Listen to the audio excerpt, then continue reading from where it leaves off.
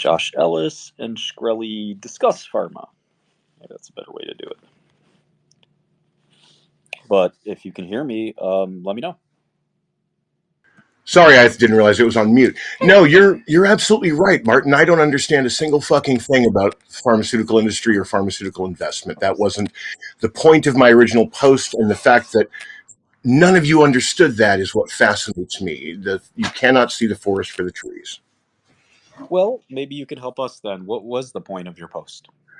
The point of my post was I was just picking a random example of the way that capitalism creates a system in which the people who actually run things, executives, for example, have no duty to anyone other than their shareholders, their fiduciary duty. They have no moral duty. They have no social responsibility other than what they choose to have. And if the fiduciary duty to their shareholders conflicts with their social responsibility or ethics, then the social responsibility and ethics comes second. Yeah. As Okay. the externalities of their decisions. You know what I mean when I say externalities, right? Yes, I do. Okay. Cool. So I'm not an investor. I've never been a capitalist. I'm a coder and a journalist by trade. I write code. I work for other people. I write for magazines and newspapers. I was nominated for the Pulitzer Prize many years ago for something in a totally unrelated sector. I don't care about any of that because I reject the entire underlying basis of capitalism as people like you like to play it. It's capitalism without brakes, as William Gibson would put it. It's capitalism without responsibility to human life or to the planet that it happens on, and I find that fucking repugnant. Okay. And I'm just going to pull up your tweet that got a lot of attention.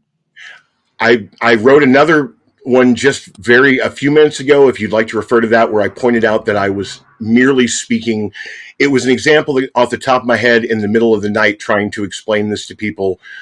It wasn't an attempt to accurately depict the intricacies of actual pharmaceutical development. It could have been widgets. So if you want to, everywhere in there where I talk about a drug that saves human life, imagine instead I said a widget. I'm not going to unfairly pick apart, tiny discrepancies of the way pharma actually works or something like that. I'm not intellectually bankrupt. I can have a discussion or debate on your terms, but I do You want to have it. you asked me to come on, and I'm telling you that was my point. It was No, it's yes. helpful. I mean, I think the context is critical, right? I mean, but I still think there's some discussion to be had. And I just want to pull up the tweet. You've made a lot of tweets lately, so I'm scrolling down. Fair enough. Now, also consider you and I have different levels of public visibility, correct? Yeah, sure. So up until recently, I had very little, which I was perfectly happy with. I have no desire to be famous. But when I write these things, I'm not considering. I'm still this literally. I got 10,000. I doubled my followers in the last few days on tweets that were unrelated to this at all. So when I'm writing things in my head, I'm writing to a few thousand people, probably 9,900 of which are Russian, you want fucky sucky robots. Like, I have no idea. And the responses I normally get are from people who agree with me, or at least, they might disagree, but they have generally the same ideas. That's why they follow me. So was it a perfectly well thought out argument with a perfectly logical basis based on long experience of a particular industry? It was not. It was a dude sitting on his couch in between watching episodes of The Shield, writing shit that he forgets. Does The Shield still come out, by the way? Is that or you're watching old episodes? I'm watching old episodes. Yeah, we're just past the part where Acevedo gets mouth fucked. Which was extremely disturbing. But what happened in prison? I'd like to actually see that show. It has a great actor I really like, but I've never seen it. But so you made this post yesterday? Is that right? Yeah, I'm in London. I live in London now, so it's whatever Greenwich Mean Time. So I don't know what time you saw it, but that's when I posted it. I'm just trying to find it. But I think it was late last night. this is probably one of the biggest, most viewed posts about pharmaceuticals in a long time. So it's kind of neat. Well, it's like if a reporter from one of the tabloids here happened to catch me uh, butt fucking Prince William, or in the background walking by the park where somebody was butt fucking him. I did not expect this to be one of the largest tweets about pharma, because it in my mind is not about pharma, it's about capitalism. Yeah, and I actually would take a step back and say this is actually one of the biggest tweets, period.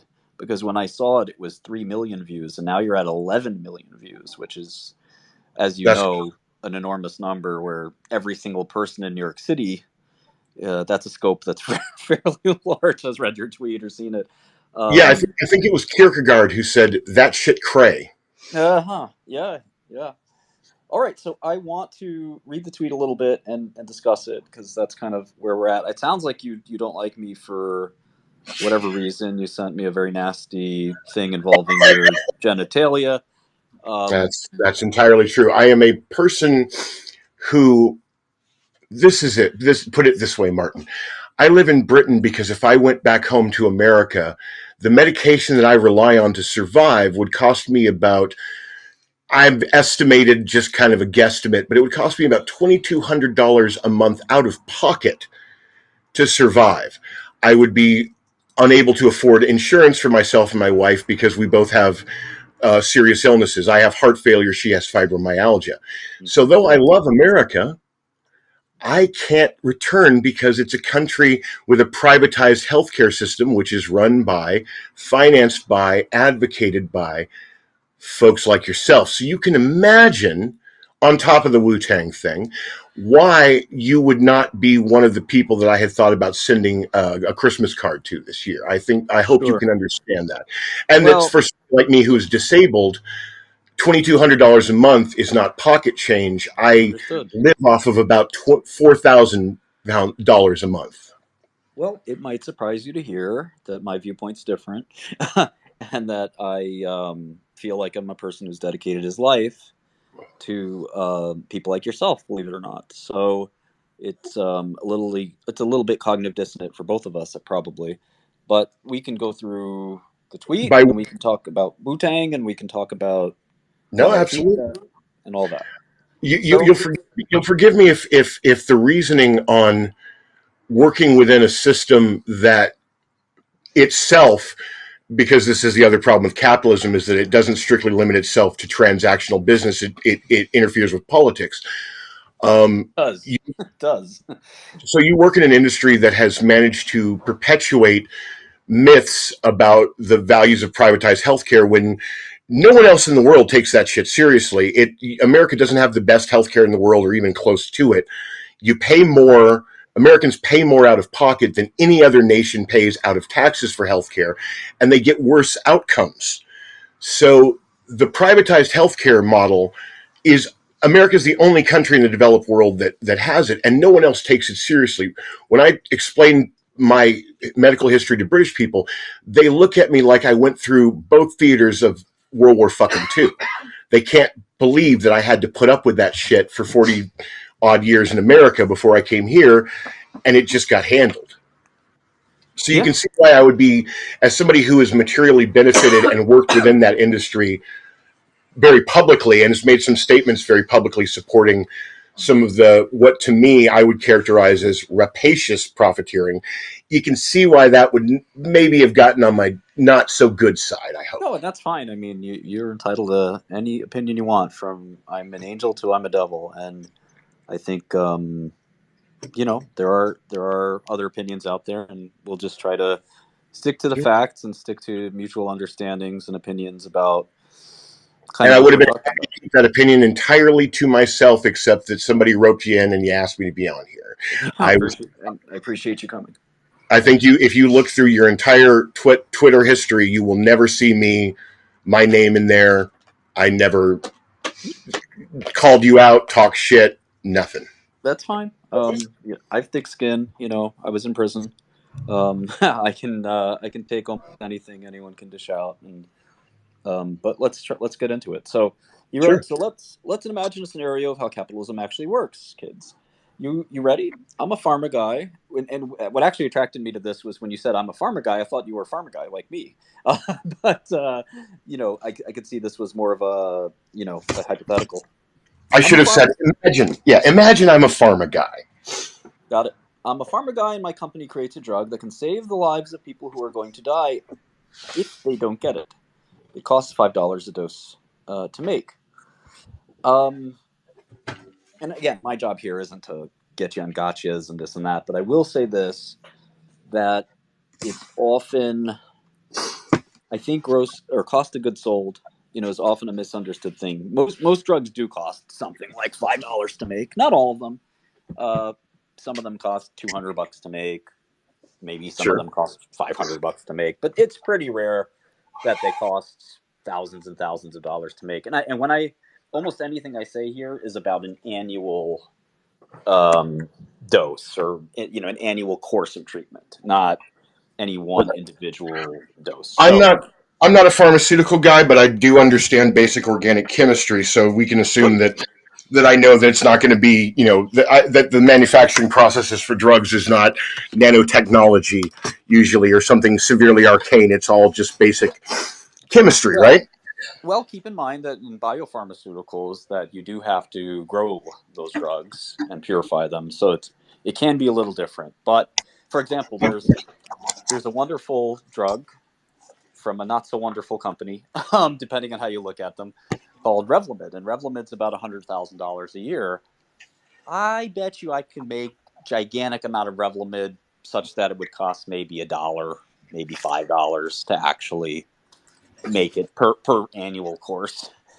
Right. So that's an example of an organic chemistry drug. It's probably three or four reactions, and you could buy these in bulk with high yield and all that. And Yep. then there's stuff like insulin, which is not so easy or fun to make. You make an E. coli with recombinant DNA, and you have to open the E. coli and harvest it and purify it, and you're doing this I've with looked at like the vinegar collectives work on that a little bit. I'm a layman, but I kind of understand it. Sure. yeah, and you have to do it in a clean room and all that, and that stuff's pretty expensive. So there are some drugs that are hard to make, but we'll stick to the ones that are easy to make because it makes the discussion easier. Um, and so yeah, the guys say we should sell it for 15K a dose. Again, not to be pedantic, but I would say for a $15,000 a year drug, maybe the cost of goods to make it, like physically make it, around $500, something like that. Um, so again, it's still more or less what you're trying to say is valid. Hold on, Phil. Let me stop you here because this is part of my point. You say it would be about a $500 a year to make, right? Sure, What is that based on? my experience in pharma. I mean, No, no, I've no, been no. talking. Sorry, I didn't. I wasn't Sorry. trying to. I wasn't trying to doubt your experience. I'm saying it costs 500 to make. You're going to charge 15,000 for it. Sure. Why 15,000 instead of $750 or 30,000? Where are you coming up with that particular markup? You see what I'm saying? Yeah, no, of course. It's a great question. And it's something, as you might imagine, I've thought about my whole life.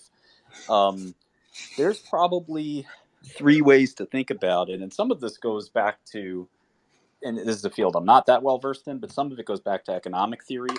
I have a degree in economics, but this is like the dry theory, not macroeconomics, but, real philosophical economics. And so one of them is the utility theory of cost, which is one I like a lot. You might not be surprised. The utility theory of cost states that goods should be priced at the amount of utility they confer to the user, the customer. And this is Right. obviously not something a lot of people like to hear because the value of water is very, very valuable. You need it to live.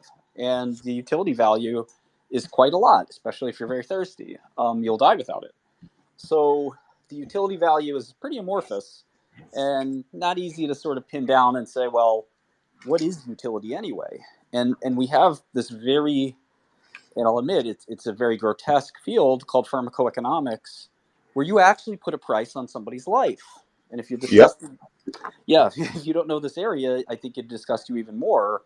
Where people will say, "Well, what's a QALY, a quality adjusted life year, or something like that?" And they basically say human life is worth $250,000, which I'm disgusted by. I don't think that's the case. I think the value of a human life is infinite, but these pharmacoeconomists, they're kind of like actuaries, and they basically say, well, how much taxes can they pay, and what's their salary, and they've come up with this number that if you can save somebody's life, it's worth around $250,000, which is a pretty, again, to me, egregious and not so great way to look at it.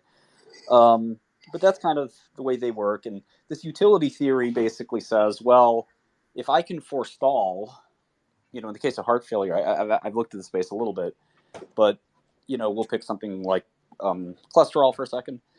If Lipitor can forestall, but by it costing $500, and it can forestall a heart operation or a heart attack that costs $20,000, but obviously it's not going to forestall all of them. In fact, if you look at the data, it doesn't forestall many of them. But it forestalls some of them. Call it 2% or 5% reduction in heart attacks. That's worth something. And if you calculate, okay, well, treatment for a heart attack could be $100,000 or something like that, then $500 is the right number based on this probability and this and that. And that's roughly, a fair shake for the healthcare system, because if this pill, stops the rest of the healthcare system from admitting these patients through a heart attack, I think it's quite reasonable to say, well, why can't it cost $500 for the patient, irrespective of what it costs to physically make? The system is getting a fair shake. Nobody wins or loses, quite frankly, but the patient would rather not have a heart attack. That's kind of the intangible part. But in terms of the healthcare system, it's shelling out these $500 attempts to lower the $100,000 heart attack, and there's some equilibrium of, okay, well, it's going to be a lot of Lipitors to lower a small amount of heart attacks, but ideally on the scale of money, they kind of equal out. I don't know how you feel about this utility theory. Well, If no, it's interesting that you mentioned this because in March of 2020, the day the pandemic was declared, I underwent a triple heart bypass at in Las Vegas, and I was uninsured. I woke up in the middle of the night. I knew what was happening to me because I'd had a previous heart attack, and so I caught an Uber to the hospital rather than the ambulance because my utility calculation told me that an ambulance out of pocket was a lot more expensive than an Uber, and I knew what my chances were that it would be any faster. So I go there, I get my surgery, and again, I have no insurance. And so I guess their utility benefit analysis was that sending me home 2 or 3 days after an open heart surgery during a pandemic when I had absolutely no follow-up care with a chit to rent myself a oxygen machine was more beneficial to them than keeping me in the hospital, um, which I didn't agree with. But they don't, the hospitals love to discharge people as early as they can, as you know. right. Although I thought it 2 days after having my sternum sawed open and my chest retracted like the jaws of life, and having arteries pulled out of my legs and grafted onto my heart, and then having it all wired together, I thought 2 days might have been a little bit hasty. But That's insane. again, I'm Yeah, not a doctor. that's insane. I mean, it's at least a week, at the least, maybe even a week's pushing it. Yeah, and here's the thing, I think if I'd had the insurance, it probably would have been a week. I That's see. just a guess. Now, maybe the pandemic, maybe they were more afraid about me getting the COVID than they were about me, coughing too hard and having my entire chest rupture like John Hurt in Alien. Maybe they were looking out for me, but my cynicism suggests to me that's not the case. Yeah, I agree. I mean, my father died 6 months ago of a heart attack, and he didn't get the chance to jump in an Uber, or Yeah. which, by the way, I have a lot to say about ambulance prices. They are fairly ridiculous. But my qualms with the healthcare system in America are not non-existent, and I'm not as informed. I've traded hospital stocks and invested in it, but I've never ran or operated a hospital, and I know a little bit about it, probably more than the average person. But I want to focus on pharma because that's the one area I am an expert in, and it is also, in my opinion, and this may shock you, it's actually, I think, the best part of the healthcare system in America. And I Mm. think that, we can talk. That's an expansive argument we can talk about whenever you'd like, if you'd like at all. But the $15,000, from $500 material cost is one way to look at it. That's only one of several different theories. I think it's important to throw that in the mix because if you do save a life, and you're a company that's made a drug, I think you should be rewarded for doing that more than the company that, I don't know, gets erections to be better or No, I agree. But here was my point in asking that. So they run a cost benefit analysis. The company decides what the markup is, right, based on this cost benefit right. analysis and the utility analysis. At what point does anyone outside of the corporation or its shareholders have any oversight over that cost? Very little. Um, there are a Okay. few places. We were in the late stages of developing one of the first ever of its kind HIV drugs, not toxoplasmosis, but HIV directly, No, I understand. um, for people who have extremely resistant HIV and people who have been infected since 1980 and they've been on 18 different drugs. And When was this, may I ask? 2000. Well, I was actually in prison, but I was talking to my colleagues who were doing it. It was 2018, 2019, Okay, maybe the reason I ask 2020. is my uncle Kevin got HIV in '82, AIDS in '84, and that what's the guy's name? Randy something, Dallas Buyers Club guy. Sure. He used to come to our house. He dressed like a '70s pimp, but Kevin, no, he just did. He wore leisure suits into the late '80s. It was bizarre. Kevin used to went down to Mexico for a while and was running him AZT Sure. and other drugs. AZT is just the one I remember the name of. And the ironic thing about Kevin was, and this kind of goes back to where a little bit of my bitterness comes from. When he was diagnosed with AIDS in '84, full blown, not the HIV, but full AIDS, he had a benign tumor they found in his brain, but they told him, you know what, we're not gonna cut your head open, we're not gonna do any of this invasive stuff because you and you're like all the other homos, you're gonna be dead in 6 months, right? Mm. It's just kind of the way they treated it. It was almost that open. It Kevin was, died. yeah. He died in 2002, which is why I asked when the drug was. He didn't die of HIV because the drugs eventually, because he was what was that guy's name? Grillo, Jerry Grillo, Jerry Gallo, that Doctor Gallo, Alan yeah. Alda played him in the movie. He was one of his patients. Like he got every drug first. He went down to Mexico.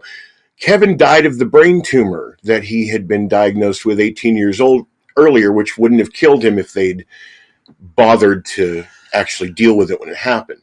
Was it Which HIV related, Kaposi sarcoma, or was it no, no, benevolent? no.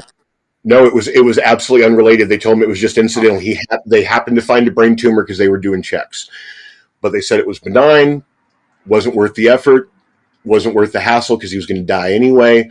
And then they just forgot about it. And then in 2002, that's what killed him, which isn't directly tied to your thing. You made me think about it because that's why I asked Yeah. when it happened. But it's another reason that that I have the certain amount of bitterness towards the medical industry. But Yeah. anyway, continue. So you were developing these drugs. Yeah, of course. And so one of the times that we got checked from the outside was very fascinating. There's a similar drug. It works differently, but it's for the last of the last stage HIV patients who are really running out of options, which is surprising, by the way, because there are about 8 options. But there are Sure. people, it's not a lot. There are a million people with HIV in America. There are something like 20 or 30,000 people that are in that very unfortunate position where literally all 8 drugs don't work. And as you know, unless they do something, AIDS waits. So I was in the rare disease business, and I found no greater and more gratifying work than the rare disease business because you really are dealing with people with very little options. And again, from my perspective, the beauty of pharmaceuticals could save them. So this drug was developed by this Passaic company that was almost out of money. They were basically at a lost cause, but our rival charged $120,000 a year. And went to, my colleagues went to insurers before FDA approval, and they said, listen, we want to come out with a similar drug, and we want you guys to pay for it, but we want to check with you guys first before we put a price tag on it. Do you think something like $100,000, similar to that drug's called Trogarzo, do you think that makes sense? That's kind of what we're thinking. And we got pushback. They said, we think Trogarzo is too expensive. We think 75K is your number. And if you go to 75 instead of 100 or 125, we'd be happy, and we'd put it on formulary ahead of Trogarzo. And they put out their math. We put out our math, and they convinced us. And we said, listen, when we get FDA approval, you can look forward to having us out at 75K. And so there is a little bit of push and pull, because in our country, I mean, the number of insurers are pretty small. That's another problem, by the way. But no, but again, so you went to the insurers or the investors to ask them whether the 100,000 price or the 75 price would work. Insurers, because if the fact that and I think you'd find this offensive, almost every insurer has merged into a company called United Healthcare. And I know. So, so my point is, the chain of deciding the profit margin went from the manufacturer to the investors. I assume because, okay, so not the investors, but just straight to the insurers. So nobody ever said to the investors, "We're going to offer them set 25 grand less." I think the investors were those investors know. One, investors in corporate America don't have as much power as they could or should. They tend to let management make those decisions, and they kind of grade management later. Some investors are super hands-on, but I get it. I've worked in the startup industry, so I know. Yeah. But so the insurers who were paying for this drug, they made the final call basically on whether or not that they had the control, but basically if they'd said no, you would have do it at 100, you would have done it at 100. Now the old Martin Shkreli might have told them, Trogarzo's 125, we're coming out at 125. Eat shit, if you don't want to, use our drug, don't use it. But, I'd been punched around a few times, one, and then two, using maybe the smarter part of my brain, I said, look, if your one customer is telling you, we're not going to pay this, but we're going to pay that, it doesn't make sense to fight them. Make them happy and, trust them at their word that if you can always change the price again if they don't follow their word. But if they said, look, we think this other guy, Coke, is too expensive at 125K. If you price your Pepsi at 75K, we'll buy your Pepsi. And okay. Sure. Now, Martin, here's the question. At what point did y'all go to a man dying of AIDS in a hospice and ask him what he could afford to pay as his copay for this? Good question. At what point did anyone in this go to, say, the federal government and say, listen, what is the average income? What is the health insurance availability of the people that need this drug? When was anybody who was not going to profit from it materially from the profit of selling it, when were they consulted on the price? Never once. Never once. And why not? Well, I'll throw a few things out there, both good and bad. Try to be balanced with this. United Healthcare makes a profit margin. For-profit insurance in America, I don't think has been a great idea. No. And so United Health it's a very weird racket. And earlier in my career, I studied the health insurance companies much more than I did in the later part of my career. But what I learned was by happenstance, I also looked at the defense companies. And I connected these two, that they're basically both cost plus businesses.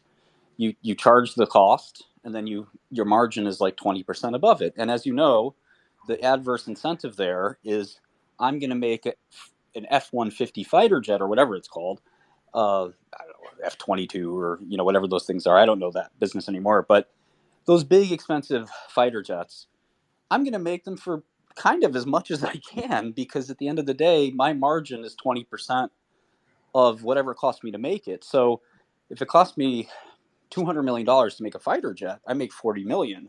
If it costs me $100 million to make the fighter jet, I only make 20 million. So if I'm Yeah. Lockheed or Boeing, this is fantastic. I'm just going to make it as expensive as I can. I'm going to hire every subcontractor. I'm not going to, et cetera, et cetera. And that's kind of the way the defense industry works. And it's also the way the health insurance industry works. They And strange, basically, which is strange for two industries that are so beloved of most Americans. yeah, Trusted by most Americans, and really their fiscal responsibility is lauded throughout the world, especially the American defense industry, which God knows everybody in the world just really respects the way those guys just make sure to shave off every possible expense to the taxpayer. Um, there's a new defense company that is trying to do that, which is kind of neat. But regardless of that, the one of the most interesting things that the media never focused on, for my adventures in capitalism, is that never once did an insurance company try to say, Martin, we're not going to pay, or Martin, we don't like this, because they liked it. It actually drove profits for them, because what Aetna or United Health will do is they'll go to a big employer like a Walmart or a Microsoft or a JP Morgan, and they'll say, what are your healthcare costs this year? And let's say the healthcare costs are $3 billion. And they'll say, cool, we're going to manage all your healthcare costs for you, because you couldn't do it yourself. I mean, you want to sit there and bill every doctor individually. It's not going to work. They're not even going to take sure, it. You got to sure. pick us or the other guy. And basically, the us or the other guy is the same fee. It's going to be 3.6 billion. And every time your healthcare costs change, because they're inflationary, we're just going to, it's going to be about 20% more than the underlying cost. And so, as you can imagine, years pass, and Microsoft goes from paying 3 billion in healthcare expenses to 3.5 to 4 to 4.5 to 5. And they might ask United Healthcare, hey, why can't you control these costs? And they say, well, listen, we can't control all the costs, because at the end of the day, the doctors charge what they charge, the hospitals charge what they charge, the drug companies charge what they charge. We push back, but when we try to curtail the wasteful spending, like if you are given a diabetes drug you don't need, but the generic is really cheap, but the doctor wants the fancy new one, we're going to make sure that you take the cheap generic. And then if that doesn't work, maybe we'll think about letting you take the fancy new one. And that Mm, system is sort of, it's not great, because their incentive is to have prices grow. And the reason for that may be a little surprising and counterintuitive. It's not counterintuitive, obviously, but the reason that it's the only way they can grow is because these for-profit healthcare plans in America, the managed care system, the only way they can grow their business is through this, because there are not new people in America that need healthcare. Our right. country is 300 something million. So you can't grow by finding more customers, which is how businesses typically grow. I mean, you start with one coffee store, you might end up Starbucks. Can't do that in healthcare insurance, because the country's not going from 300 million to 800 million. It's going from 300 to 305. It might go down according to some people. And because you are a capitalist, your only metric for success It's growth. is growth, That's right. which is the way I always think of that is there's a term for what happens in medicine, and you know this better than I do. The term for what happens when a human body starts to grow when it's not supposed to, when Sure. it's already done growing, when you have grown, when your liver has grown as much as it needs to grow, and you have a fully adult developed liver, and it keeps growing. What's the word for that? Hepatomegaly or Cancer. cancer. And Cancer. that's, like I said, when I was talking about this, and I know that pharmaceuticals are your specialty, but take a step back and look at it from the perspective I'm saying. They keep needing to grow, even though they Yep. have all of the customers. And you can't do that by maintaining a reasonable cost to your customers or a reasonable cost to your suppliers, or whatever it is. You have to do that by cutting corners or adding features that you can charge for. Let's say you're Apple. So you know that the iPhone, I don't even know what I'm an Android guy, but it was 17. Sure. The iPhone 16 and the iPhone 17 are basically the same goddamn thing. Yeah. But we're going to say that now you've got new movable emoji, but your iPhone 16 doesn't support them, so you have to buy a new one. And your iPhone 12, it's going to just be bricked. It's not going to work anymore, even though Right. it works fine. It's a fundamental, it's not about the pharmaceutical industry, it's about the fundamental failures of capitalism as an ideology for making things happen. Or at least when capitalism is not extreme. The phrase I use is brought to heel like a bitch in heat. But you basically have to keep your boot on the neck of capitalism to keep it from doing what cells do when they want to Sure. grow when growing isn't needed. Now, we have wildly different philosophies, but there is a common area of agreement here, which is, and I was telling this to one of our investors this morning, and I used software in this case, and it wasn't around the capitalism point, but I mentioned that, and it sounds like you're a software developer, so I think you could potentially agree with what I'm saying here. In the software venture capital community, growth is the most important thing, as usual. Yeah. And what I told this investor is that if you take an app like Discord or any other app for that matter, the hope is that you can grow to a Facebook or an Instagram or an X. The reality, though, is that if, as you know, if you try to make these apps too heavyweight and just try to keep throwing features into them, you make them hard to use, the users don't like it, and eventually you lose your users. And what my point to him was is that there is some software out there that just wasn't meant to be $1 billion in revenue, or even $100 million in revenue, or even $10 million in revenue, and that there's nothing wrong with a software like, let's say, a product we sell that's a division of our company that just sells $3 million a year.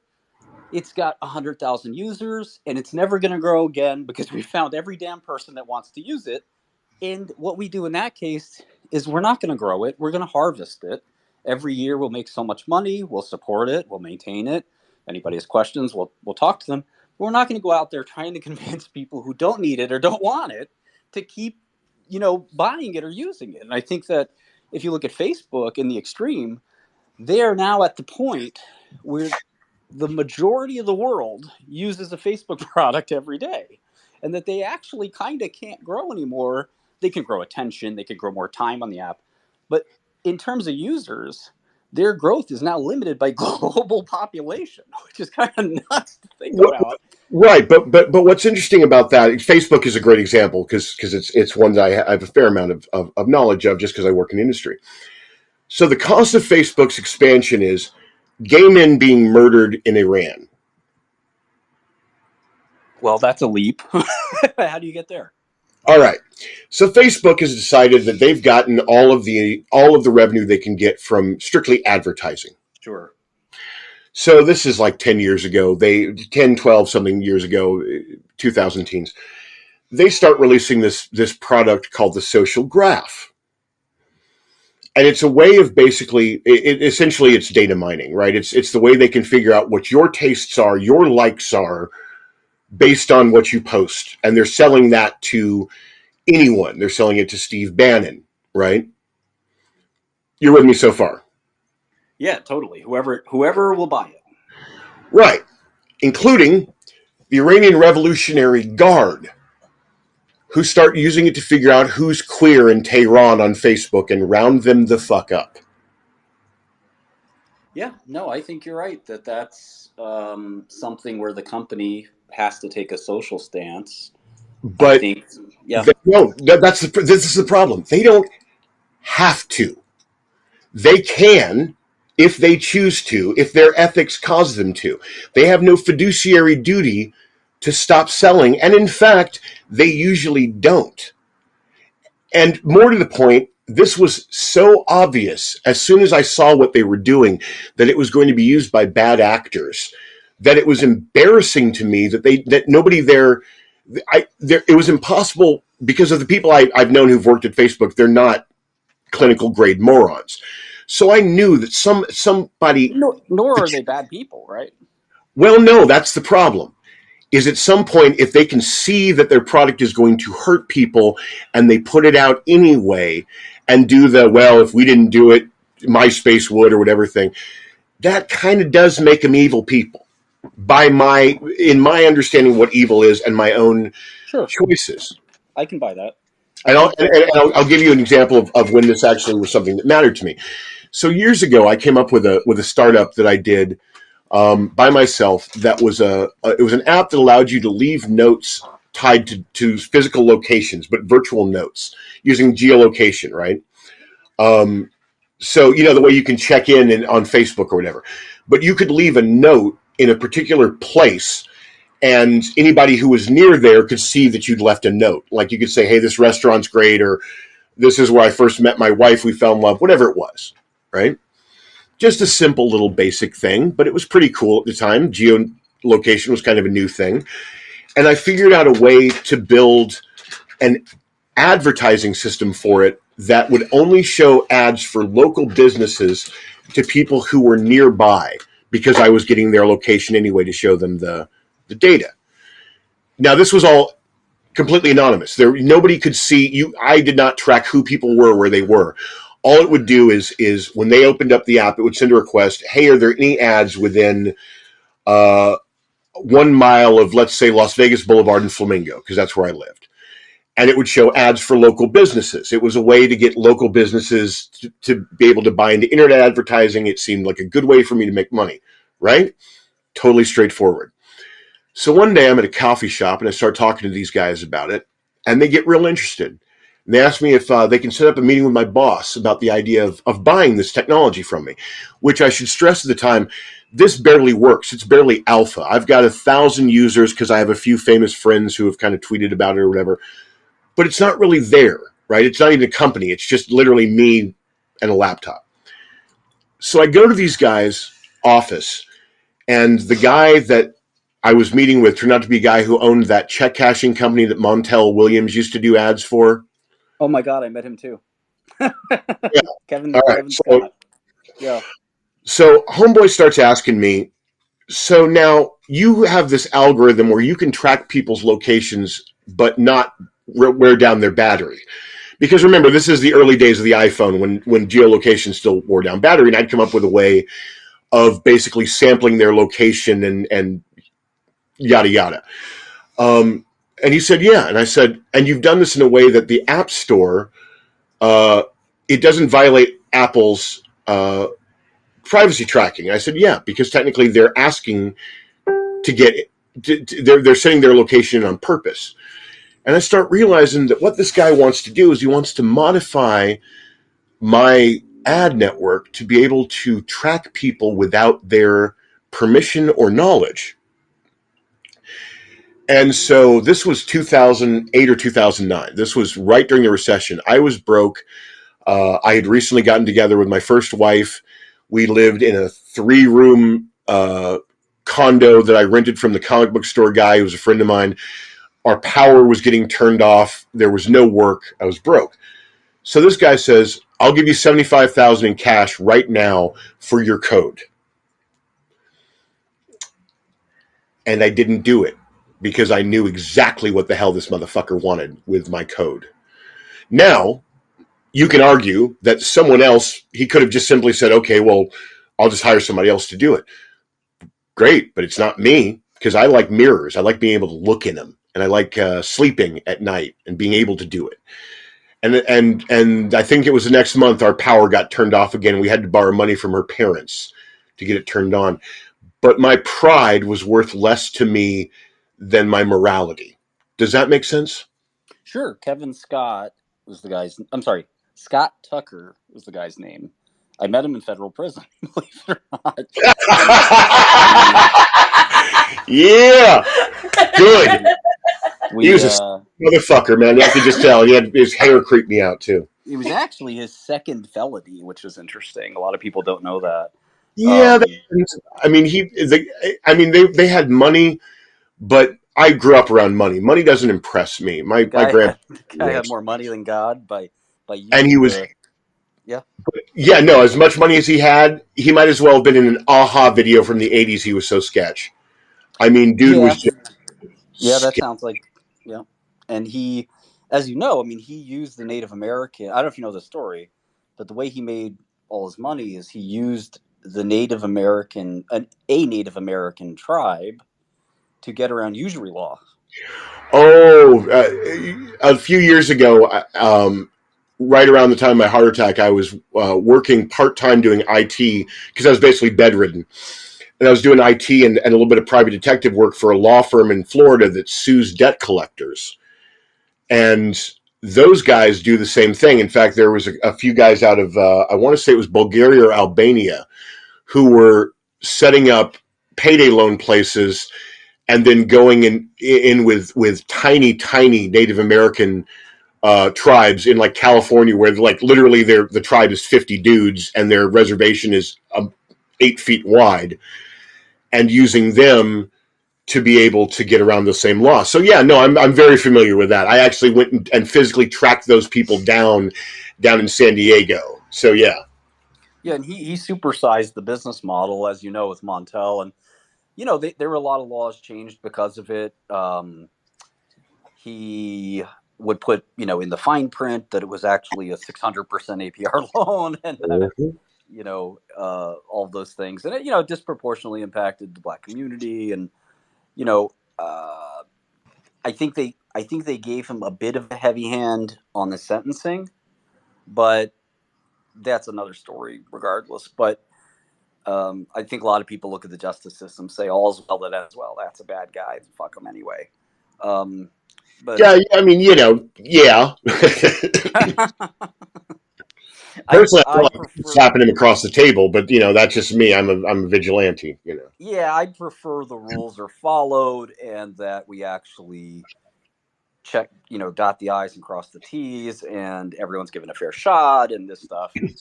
But for judges, it often gets a little. There's some animus that can arise when you know they have a personal feeling or whatever it is. But anyway, getting back to pharma, I think this growth for everything is something that is for me. I always say start a new product line, go do something else. You don't have to grow Discord.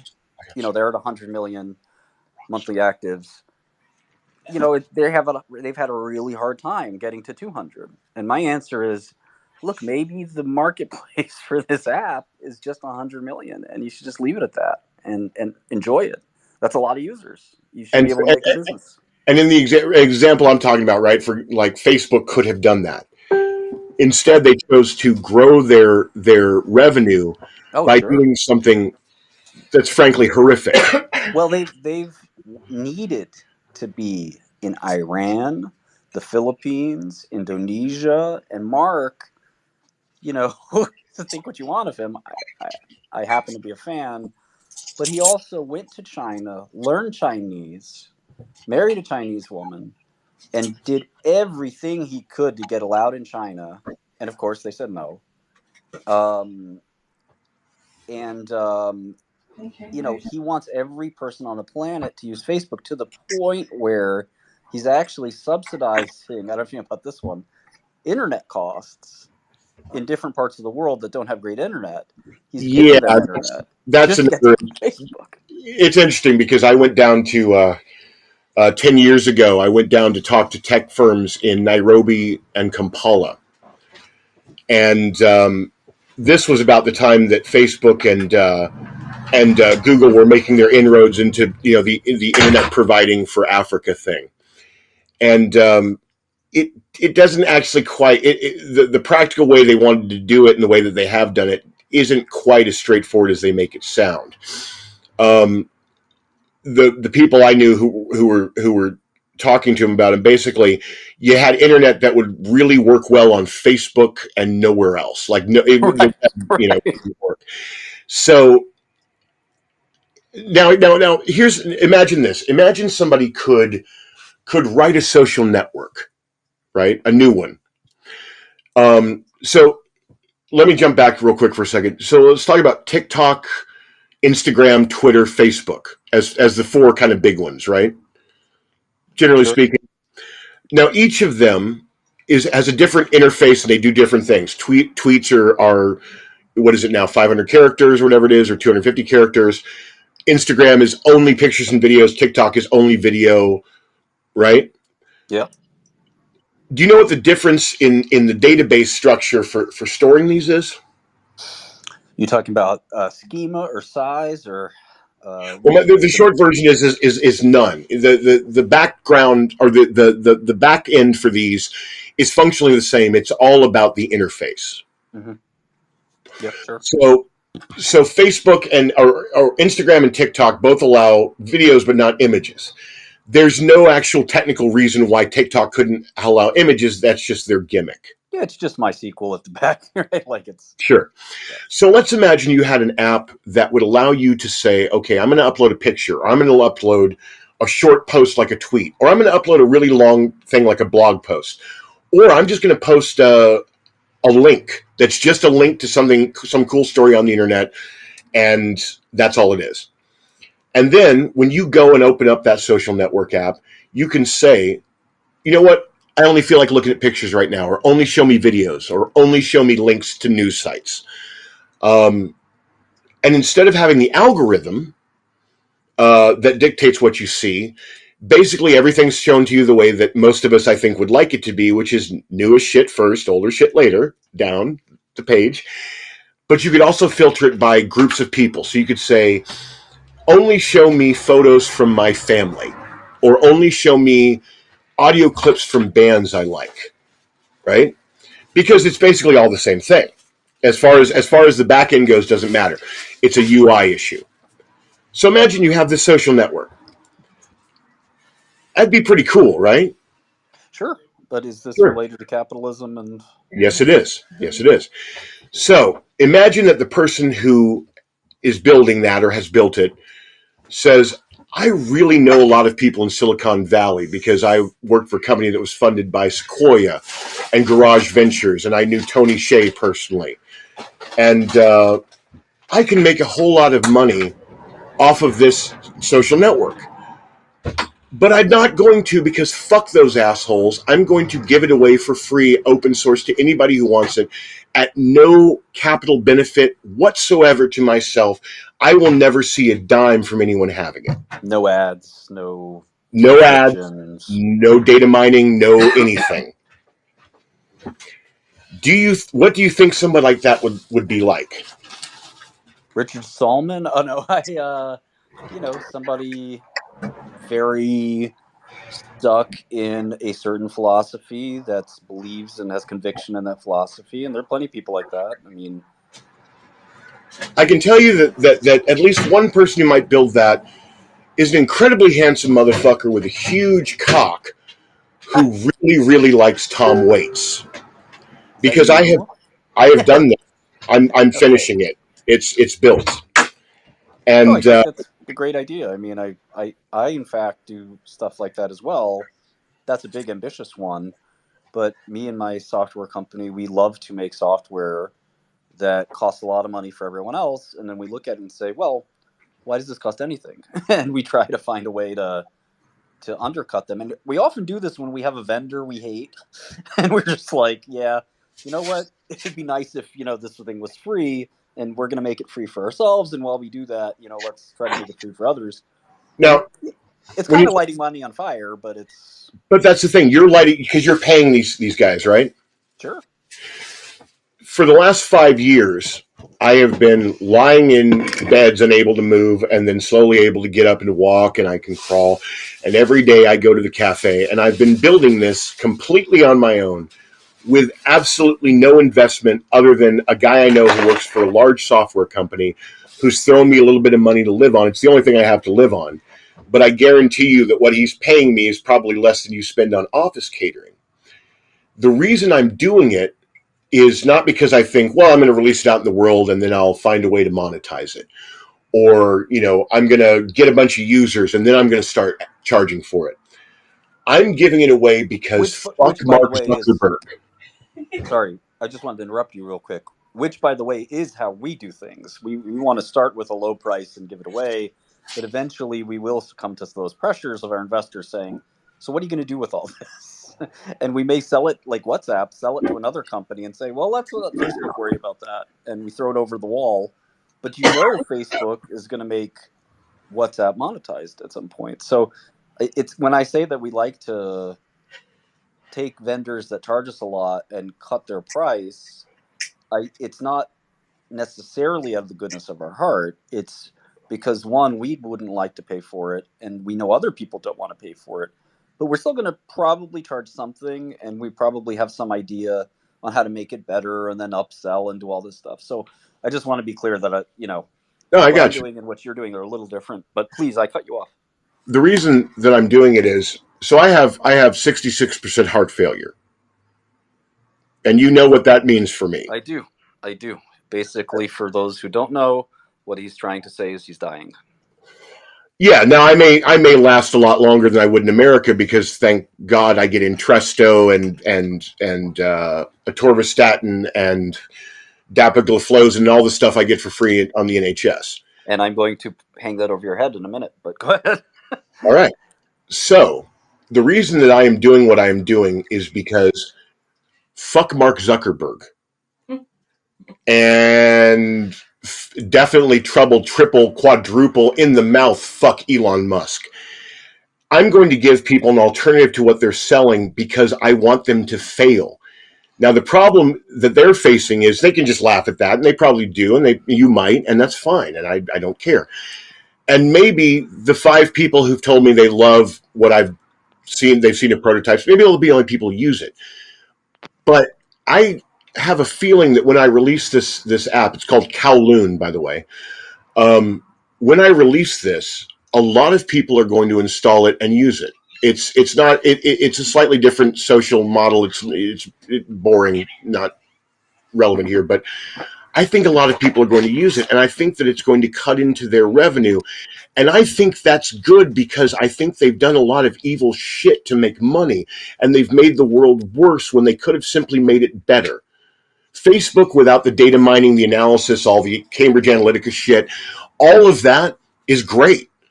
It's the things that capitalism doesn't, it's not something that the capitalism takes away from it. It's what it adds to it, and what it does, and it does take away. Because all of, like, nobody I know, and I bet you, and I bet nobody you've ever met went, oh, thank God they changed this so my timeline is picked by a fucking algorithm. Jesus God, I'm really Well, glad I'm seeing I think it Chinese gets bauxite. even. I think it's even worse than that. We used to never have school shootings in America, and they've grown exponentially. And I can't think of, and I've spent a lot of time with dying people trying to make drugs for them, which comes with, as you probably know, some very noble altruistic goals and some very not so noble, not so altruistic means. Mm-hmm. But you know, I don't. I think there's nothing more tragic than a school shooting, of all the tragedies in the world. Yep. And it's one of these things where you puzzle yourself. And thank God I don't know anybody that's been a victim of one, but I couldn't imagine anything more tragic. And why does this happen? And I think that it's got to have something to do with social media. I mean, it really is the only thing that's changed in our lives over the last 20 years on a pronounced, societal level. And it creates all kinds of weird incentives. And it started right around the time the internet was starting. The Columbine tragedy happened, and then it just has grown precipitously. At least, I maybe it's what the media is trying to make me believe, but I do think it No, has. no, it's no. Statistically, it's unimaginably worse. Social media. There's also the fact that the NRA basically wants every 5-year-old to be able to have a fucking Armalite. But yes, no, social media, and not just the gun thing, the polarization in our society, the fact that people, even in my threads, there are people who say shit to me that 20 years ago would have gotten them ostracized from their Well, you community. you just did it to me. Well, no, I did. Years ago. I no, I'm saying people that I didn't reach out to Yeah. are coming to me in a thread about capitalism, being like, well, the thing is, the reason they're doing this is the Jews Right. control the World Bank, And you get these people who are like, well, I talk a lot about climate collapse, and people are like, well, basically, if these darkies down in Africa would Oh stop breeding, Jesus. we'd have enough of blah, blah, blah, blah, blah. And it's No, like, I see that too, and it's scary. I am a Republican. I went to a, which doesn't surprise you, no, but I went to a Republican, kind of an alt right election party, and I had some friends there I liked, but there were people I didn't know, and one couple I didn't know came up to me and they said, "Well, Martin, they're trying to control the election." I have this big smile on my face. I'm from New York City, and I said, "Who's they?" And they said, "You you know." mean you're from New York City? Yes, exactly. And I said, who are you talking about? And they said, the Jews. And I said, I took a deep breath, and I said, first I thought I'm in the wrong place, and then second I thought, well, let me see if I can get this couple. Let me humor them. I said, okay, so I'm looking at the world's richest list in my head because I'm so arrogant and obsessed with money that that list stays tattooed on my brain. I said, who's the richest guy in the world right now? And I said, hold on. I think his name is Carlos Slim. I think he's Carl Mexican actually, which is kind of funny. And I said, Telemundo. Yeah, yeah, I don't think he's Jewish. Let's go down the list though. Are these Google guys Jewish? I don't think so. And I went down the list over and over and over again. Uh, and Jeff Bezos isn't Jewish. I'm pretty sure he's not. Elon right. Musk's not Jewish. And I keep going and going. And I said, okay, well, Mark Zuckerberg's Jewish, sure, and a handful of others. I said, doesn't feel like you know the world's run by Jews the way I look at that list. And then I said, well, how about world leaders? Okay, well, our president's not Jewish. The Canadian president's not Jewish. The English president's not Jewish. How are they running the world without the money or without the power? And they gave me some cockamamie thing like, oh well, they run the media. And I said, well, let me think about that too because I know a little bit about this. Who owns Viacom? Um, and Sumner and they Redstone, right? and they mentioned Sumner, right? And Sumner's Jewish, but the shares are mostly owned by index funds and mutual funds and hedge Sure. funds that don't really have any denomination. Sumner's dead, by the way, Yeah, I know and now. Yeah. and I don't know that his influence was that big. What about Disney? The biggest media company.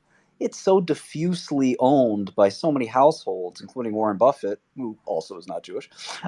The and also was one of the top five richest people in the world. And it's just this idiocy that just shocks me. But now think about this. Imagine that had been an election party after the 2000 election. You'd be ostracized, yeah. You'd be ostracized. But social media has given these people not merely a voice to speak. That we always had freedom of speech has always been free to anybody who owned a press. What we did, I always think of something that Jean Cocteau said. He said, filmmaking will never be an art until anyone can do it. Hmm. But then look at YouTube. Anyone can do it, and it didn't make movies better. We gave everyone a printing press and an amplifier, and we never thought about whether they should be given it. We never thought about whether we should be forced to hear it, which we are, because the problem with things like Well, Twitter is I can't block. I mean, I could sit and block every, fucking weave and every alt-right asshole in the world one by one. I can block people who say shit to me, but I have no way of basically saying, all right, you know what? I just don't really want to talk to anybody like that. I only there want should to be a talk to way to people. do that with social media. Well, You should be able to slide a lever and say, I don't want to talk politics with anyone or something and like that. that's one of the things because I started getting on online communities in the 80s on a BBS, right? I knew I used to write for a magazine that was very hip in the 90s called Mondo 2000, cyberculture magazine out of the Bay Area. So I knew John Perry Barlow since I was 17. I know Howard Rheingold, who was coined the term smart mobs and was involved with the Whole Earth Electronic Link, that was one of the first big communities. I've been for 40 odd years. I've been looking at this, and I've been looking at it in a different way than Zuckerberg did, or Elon does, or Dorsey did. I'm looking at it from the perspective of somebody who wants to use it, not somebody who wants to make money off of it. Yeah, I was going to say you're not thinking about it as a business, which is probably great. And What I'd so say, the thing that I'm building sidesteps all of the problems you're talking about. but one thing I'd say, and I think people expected us to start yelling at each other and at each other's throats without getting a word in. But one thing that you said that scared me a little bit, and again, if I was in a different mood, maybe I would be yelling, which is, you know, what would give you the right to say that any person can't say something, or that they should be, you said, should be allowed to? Well, No, no, no, no, no. I didn't they say should be should be allowed allowed to. to say something. I said should be allowed to say it to me. Why not? Now, if you don't want it, that's one thing. Right. But the thing is that social pre-social media, we had very good ways of sort of automatically filtering out most of the garbage. We had spam filters. For example, let's say I'm a music fan and I don't want to read a whole lot about heavy metal, right? So I Sure. don't read Kerrang. I don't read. God, I can barely remember the old metal magazines, but Maximum Rock and Roll or whatever. I'm going to read Sassy, and I'm going to read Spin or AP, Alternative Press, right? Sure. When communication was one to many, when it was broadcast, and of course print publication is still broadcast in the Marshall McLuhan sense. You could control what you intook, Sure. and socially it was unacceptable. Like if you were just walking down the street minding your own business, and I argue even in your personal situation, I suspect you probably get people coming up to you on the street who say shit to you, like I said on Twitter, right? No, in fact, it's the opposite. People want to take pictures, and I'm rather loved by the public. It's very odd. Well, no, but that's also interesting because I can tell you personally, there are a lot of people who I know who feel exactly the same way about you that I did. Oh, I don't doubt that there's people that don't like me, but I think they're, maybe it's because I'm in New York and I'm a bit of a cult legend around here, and That then could maybe be it's, it. there's also people that, I can't catch them out of the corner of my eye where I can tell they noticed me, but they don't really want to say, "Fuck you, man, I hate you," etc. Because it's not easy to do, Right. uh, to get work Now, yourself up. And when then I was a and then newspaper look, columnist, I used to get a lot of hatred. one last thing I'd say is that it's not that I'm not saying it's never happened to me. It has happened to me, but it's more of a 5% thing than a 95% thing. Right. Now, let's imagine for a second that you were Michael Milken, Sure. right? Nobody knew what the fuck Michael Milken looked like. Pretty much, yeah. Social media is the reason that your story was amplified, that people know you by face. Very much so, yeah. If you could have walked by, what's his name, the Ponzi scheme guy, the Robert De Niro played him in the movie, Madoff or Madoff, Bernie Madoff. I could walk by Bernie Madoff 10 times and never have any idea who he was. You, I'd recognize. Now, I'll tell you what would have happened if I'd passed you on the street. I wouldn't have said anything to you. The same way that I wouldn't have ever said anything to you on Twitter. I would not have come to your timeline and typed in Martin Shkreli, go fuck yourself, you cunt. it was worse than that, by the way. But go ahead. No, it was much worse than that. I'm the one thing I am the fucking Wolfgang Amadeus Mozart of insults. I can tell you're a very good writer. So Since Lou Reed, it was me and Lou Reed's dead, right? But the thing is that I wouldn't have, if I'd seen you on the street, I wouldn't have said anything. I have seen people that I hate, public figures that I despise, on the street, at parties, at various things. Because remember, I was a journalist and I go to all kinds of shit. I never said a word to them. But God help if they came up and tried to start a fucking conversation with me because, well, I don't want to talk to them. sure. And so the systems that I'm designing allow you to create bubbles because bubbles are how society functions. Mark Zuckerberg, he can, he and all these assholes, they can pay lip service to free speech and opening things up for the world. They don't. That's not what they care about. They care about making money. That's all the icing that they use. That's the carrot they use so they can give people the stick. Because Mark Zuckerberg could have designed his system to be much better for allowing people to maintain what he might call a bubble, but what I might call safety barriers, right? Well, I think you're still talking about what some people derisively call an echo chamber. Um, and it's like, do echo chambers necessarily help us either? And I don't think that you have the answer or I have the answer or that there is a great answer. There are trade-offs, you know. If you have a bubble, as you call it, or an echo chamber, as somebody else might call it, well, there's a good part of that, which is you're probably going to be psychologically better off. Yeah. Um, but there's a downside of that too, which is, you know, if you only hear opinions that, you know, reinforce your opinion, you know, you don't see that there's other opinions, even if they're crazy, like I hate Jews, uh, or if they're less crazy, like, well, maybe you should think the pharmaceutical industry does do some things positively every now and then, not everything. That maybe, you know, getting exposed to a little bit of that information outside your bubble isn't so bad. Which I think all my people listening would expect me to reinforce this 100 times more and say, rephrase it as, Josh, you're crazy. You're basically saying you want echo chambers and bubbles, and that's it. And we should sequester ourselves in these typecast groups so that we have a safe space. And then I would call you a cuck or something like that, and they'd all be Right. But laughing and enjoying it. what I'm actually saying isn't that people should have echo chambers. I'm saying people should be able to have front doors on their houses. I think it's reasonable. And if you want to be able to, one of the things that I believe that is not a popular opinion among any side of the political spectrum is, I want to be able to talk and just talk. I don't want to have to fucking listen to every single person who wants to respond to my Sure.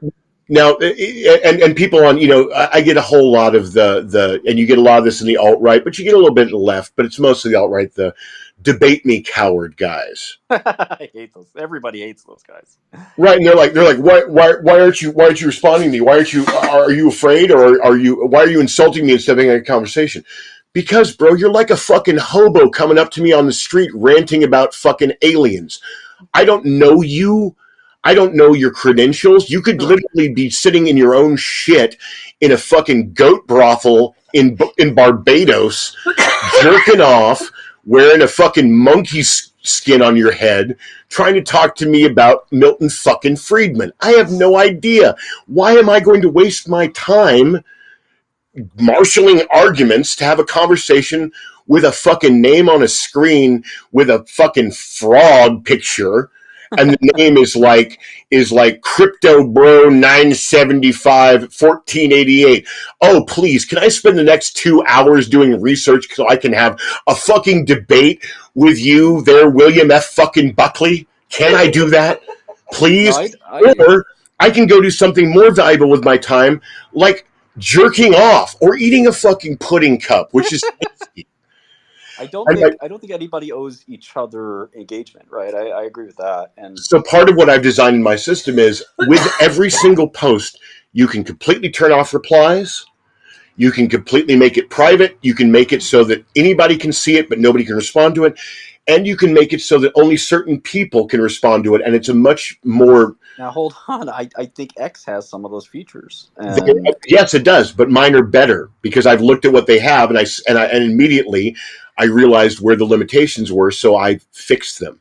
And no, I and I listen. I mean, I think you're onto something, and I wish you the best with it, and I'll be happy to be a user myself. But the but operating thing to discuss on healthcare, so we've gotten way off from permagrowth, parts of capitalism, which I agree are. I think business entities should try to permagrow, but they shouldn't try to perma extract growth from their existing products, because products have a life and an end and a point where, to your point, if you try to permagrow the healthcare insurance business, the only way to do it is to become rapacious and more or less exploitative.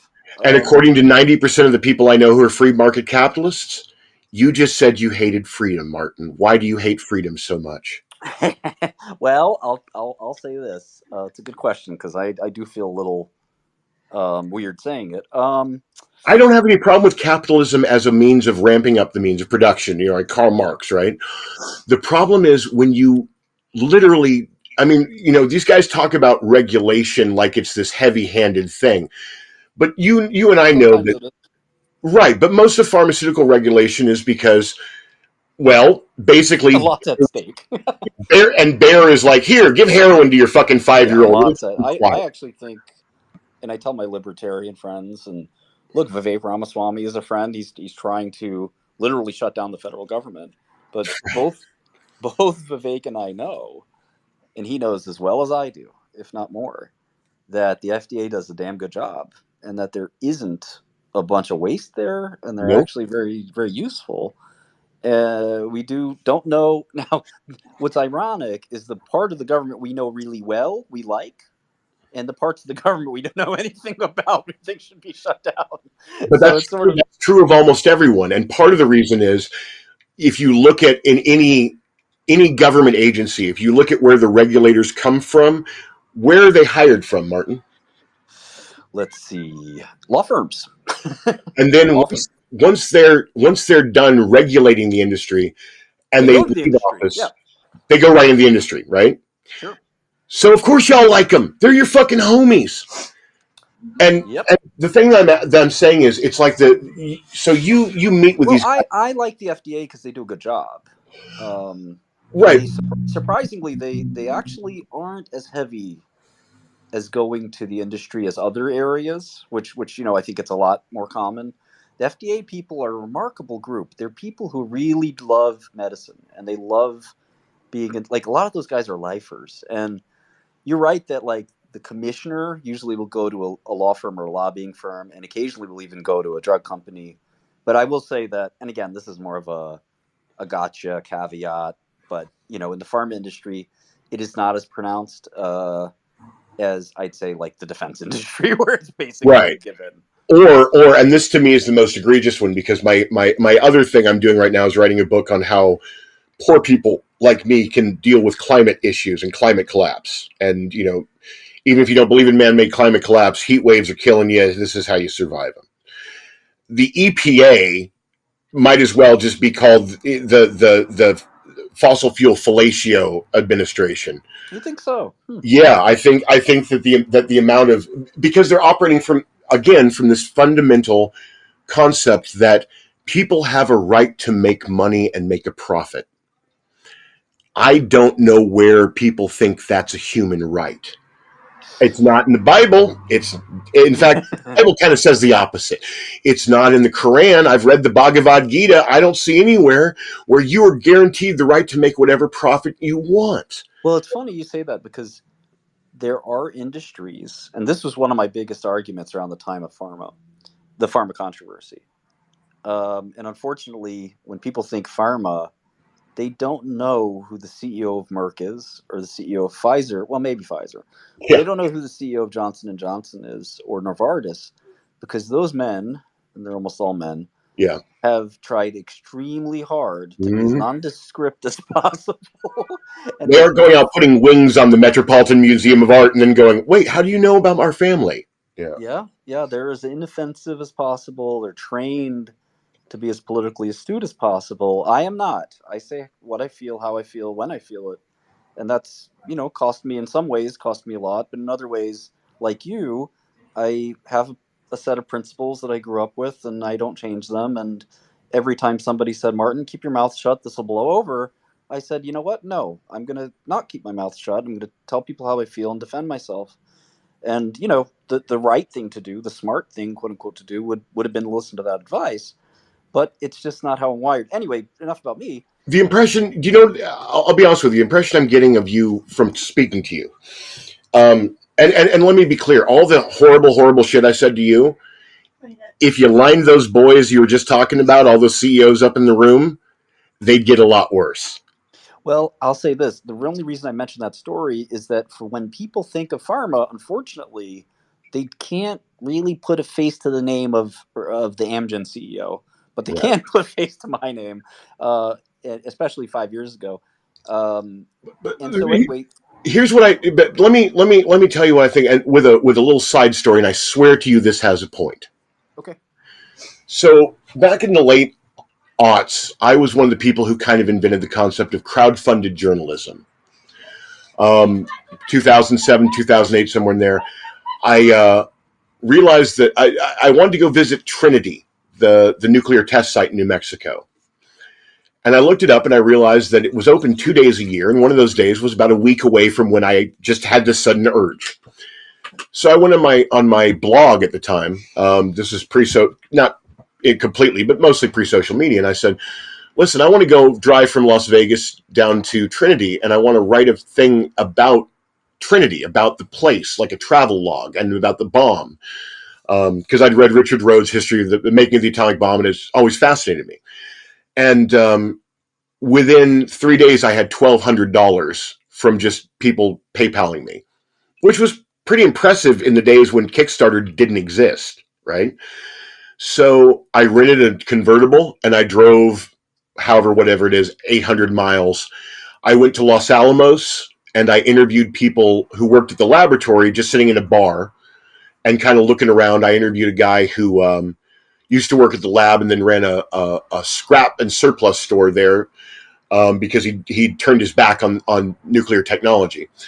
The next morning, I drove down to actual Trinity, which is like a couple hundred miles south down in the Jornada de Muerta desert. And I took pictures and I came back and I wrote this 3,500 word piece. And one of the things that's always fascinated me about that story is that all of these people who we know from their lives, from their work outside of this, to be very moral people, right? Oppenheimer was, as far as anybody can tell, he really was a communist, whether he was a member of the party, but he was certainly an extreme liberal. Most of the guys, aside from Edward Teller and maybe a few of the other ones, most of the guys who worked in that project were extreme liberals. And they all came together and they worked really hard to make the worst fucking thing in the world. The most nightmarish thing that humans had ever invented. And afterwards, half of them were so horrified that they signed petitions to try and convince people to never use the thing they'd worked so hard to build. And that to me is fascinating. That was absolutely fascinating. The Manhattan Project, Oppenheimer, and the question of why they did it. And as a tech guy, it's like that thing I built that your cell block mate wanted to buy from me. I built it because it was cool. It was fucking cool. It was cool to solve the problem. It was easy to solve the problem. It made me feel smart, and I came up with some good ideas for what you could do with it. And it seemed great. And the difference between me and, to be perfectly honest, I think maybe you and a lot of people in your industry is, I then figured out how this thing that I had built could fuck people's lives up. That's where I You get disagree. lost in the weeds. You get so fascinated by, I say you, not you personally, but maybe I get it. Yeah. you get so fascinated by the possibilities. And then if money is the thing that you find fascinating, and I just don't. It doesn't interest me. I find it boring. It's like I find it more fascinating than you, but less fascinating than you probably think I do. But that's the thing is to me, I took to heart something that Joseph Cotton says in Citizen Kane. He says, it's no trick to make a lot of money if all you want to do is make a lot of money. Right. And so there are times that I have come up with many ideas. Back in, again, the early teens, I thought, wouldn't it be interesting if you could give these new AI things a photograph of your ex and have it make porn so that you don't have to creep on her? Yeah. But no, and I know that's funny, but my first thought was, what if I could subliminate these guys' needs to be fucking freaks in real life by giving them artificial spank porn? Another thing I came up with was, the leveling and role playing games, Level Up, right? Yeah. I figured out a way to use that for anything and everything. I figured out how to create a role playing style level system that could be applied to anything in the world. And now companies are starting to do it. They're gamifying their apps. Yes, and they could have done it in 2013 when I created it. If I hadn't, once it was built and I had the code, if I hadn't realized this is going to be used for some serious fucking horror. Well, who uses it is now, which came many years later, of course, but Robinhood, which is a trading app. Mm-hmm. unlike the boring Schwab and Fidelity, which don't encourage you to invest more than you should, like overtrade or try to day trade, God forbid. Every time you make a trade on Robinhood, there's some confetti. There's a bunch of dopamine hits that kind of Sure. like, level you up. And oh man, Gamification, sure. I can Engagement. make It's the money same when thing. you trade. It's the same thing with Twitter or Facebook. Part of the reason for the algorithm and the reason that no social network does the thing that email does, where once you read it, it's marked as read. The reason that they don't do that is because they want to increase continually your engagement Yeah. until you're basically just a monkey pressing a fucking button and getting a hit of cocaine. Which is what we've become. But let me give you a But tough. well, Yeah, let me just finish this though. So I understand. You may think that I don't understand you, but I really do. I think I really do understand you. I don't think you're necessarily an evil person. I think that you, like all of us, probably have a fairly narrow perspective. And I'm not being judgmental about you. I mean everyone. Working class guys in a pub down the street from me, Warren Buffett, you, Vladimir Putin, Bernie Sanders. We all start from a very narrow perspective. yeah, And I think that with that, the world that we can see through those blinders, each of us is set up to see a different world. The world you saw was a world of pharmaceuticals and finance and the problem solving and the way that you can make things happen, which is a fucking amazing experience. I know that, Martin. I do. I've done it. Even when I just build things around my house out of wood, there's this sense of sure. And you take medicine that somebody built. I do. And the argument that I would make is that if that somebody had been paid by a state rather than a corporation, they might have made it anyway. But the reason that what I'm saying about you is I don't think that you and I are like opposite sides of the world. I don't think we're fucking Mr. Fantastic and Doctor Doom here, right? I think that possibly, and I could be wrong, and it's not worth getting into now. I have an extremely broad experience of life. I grew up in a Texas oil family. My grandfather built oil refineries. He designed the Alaska pipelines, electrical systems. He's a friend of George Bush. Made a lot of money. So you grew up rich, unlike me. No, I'm kidding. I'm teasing. I wouldn't say rich, but I would say John Hughes movie Parents Rich. Like, take the family to St. Croix on vacation is a thing, but not like, servants, right? Yeah, So call it upper middle class. But sure. my mom was a singer songwriter. She ran away from home when she was a teenager. And she married a guy that, to put it mildly, that did not work out well. So she was a single mother. She ran away. She was 19 when she had me, barely 19 years old. So she goes back to Texas where she grows up, and she's a caterer and she's a Sonic waitress. And we live in the ghetto. The first time I ever saw somebody shot to death, I was 4 years old. My grandparents paid for me because I was a child prodigy. I learned to read at about 2.5 years old. I could start reading aloud. I was off the charts. I'm sure you were probably similar kid, right? Yep, yep. So my grandparents paid for me to go to private schools in Highland Park, if you know Dallas at all. Yeah, yep.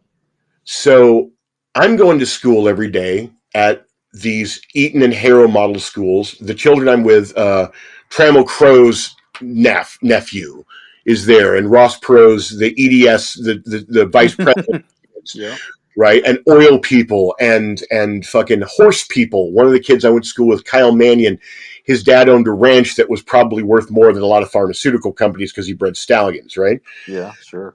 So every day I would go and I would go to these schools with these kids, and we would go on school trips together up to Vail, right?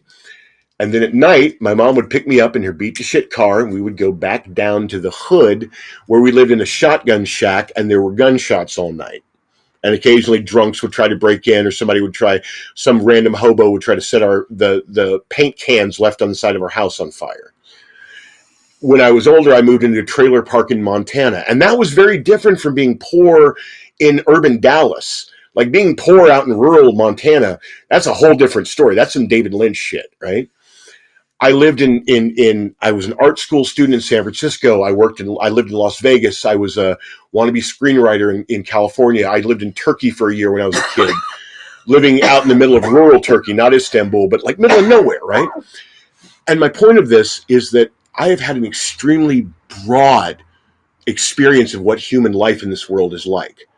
I've hung out in Kibera, which is one of the slums in Nairobi. It's one of the poorest places on earth, one of the largest urban slums. Didn't go in with a group, didn't go in as an NGO guy. I just went in and just talked to people and hung out, shot the shit, bought some jewelry, right? And what that has taught me is to be able to look beyond the perspective that I grew up with, which was upper middle class Texas oil, privileged Republican. I mean, Just real quick on your biography, when did you become upper middle class? Because it sounded pretty low class for a while. well, my grandparents were always upper middle class, but my mom was poor. So I had all the trappings of upper middle class. And on the weekends, we'd go up to my grandparents' house and we would go on trips. And when I was 6, my grandmother took me on the grand tour of Europe, where we flew into Paris and caught the Orient Express down to Rome and all that shit. And we went to Cairo and I got to see the pyramids. So it was like I had this weird thing where I had all the trappings of an upper middle class or privileged life, but then I was Cinderella at the end of the day. The ball that Right. Interesting. turned into Yeah. a pumpkin. And I would go home and you know, and I lived in the barrio. I lived in, if you know Dallas, Oak Cliff, which is now it's gentrified as shit, but back in the 80s, it really wasn't. And we moved to Nashville. My mom was a country singer, and she got a job part time um, driving teenage kids around to sell candy door to door. You know what I'm talking about? Yeah. And she made me go with them. And these were kids who, like, one kid came out one day to get picked up at like 6 in the morning on a Saturday with his black eye and his nose busted because Oh. his dad had busted his ass for not hanging out and helping him sling. He was trying to go and make a little bit of money for himself, and his dad was like, you know, fuck you, think you're better than me. Mm.